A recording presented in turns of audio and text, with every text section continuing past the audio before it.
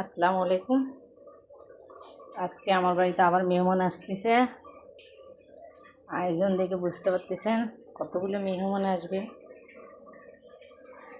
অনেকগুলো মেহমানই আসবে। এখন আমি রান্না উঠে দিইনি, রান্না উঠে দেবো, কেবল জোগাড় করে নিচ্ছি। এগুলো আমার আয়োজন করে নিচ্ছি। খালি গরুর মাংসটা উঠে দিয়েছি, খালি গরুর মাংসটা এখানে হচ্ছে। আর এগুলো এখন উঠে দেবো, এখনও কিছু উঠে দেয়নি।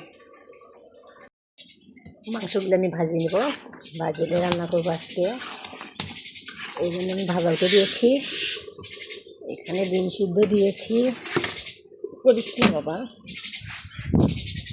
আর এখানে দেখেন আমি আলু পটল একেবারে নিয়ে ভাপ দিয়ে নেবো, ভাপ দিয়ে নিয়ে ভাজলে একটু ভালো হয়। আর আমি রান্না করতেছি, ফ্যান দিয়েছি। এক আপু আমাকে বলছে এসি লাগানোর জন্য, তো এসি লাগানো তো রান্না করা সম্ভব না, তাই আমি ফ্যান নিয়েছি। এগুলো রান্না করবো সব, আমি এখানে রান্না করার আয়োজন করে নিয়েছি। আর এটা চুলের উপর ভাজি হচ্ছে। আলু পটলগুলো ভাপ দেওয়ার জন্য আমি উঠে দিয়েছি। ডিমগুলো আমার হয়ে গেছে, এগুলো ভাজা আমার হয়ে গেছে। মুরগিগুলো এখানে পেঁয়াজ ভাজা আমার প্রায় হয়ে গেছে। এর ভিতরে মুরগিগুলো আমি দিয়ে দেবো। এখানে সব পরিমাণ মতো পেস্ট করে নিয়েছি, এগুলোর ভিতরে দিয়ে দেবো আমি। আর একটু লাল লাল করে ভাজে নেবো।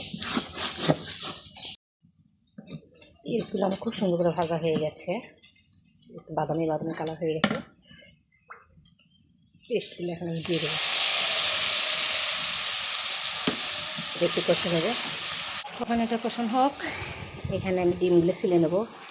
ওগুলো আমাদের জমির কচু আবাদ করা হয়েছিল, এগুলো কষানো আমার হয়ে গেছে। এগুলো এখন এগুলো দিয়ে দেবো, ভাজা ভাজা হবে। মুরগির মাংসটা আমার হয়ে গেছে, ডিমটা ছেলাও হয়ে গেছে, ওখানে ডাল ছেড়ে দিয়েছি, হয়ে গেছে। এখন আমি নেব।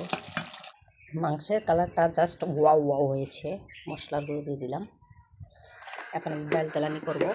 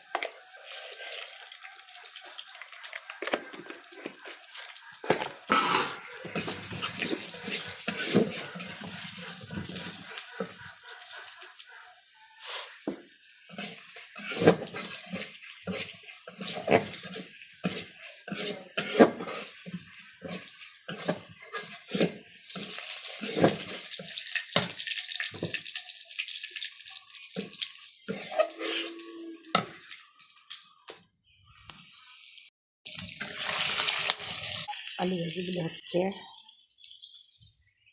এগুলো ভাব দেওয়া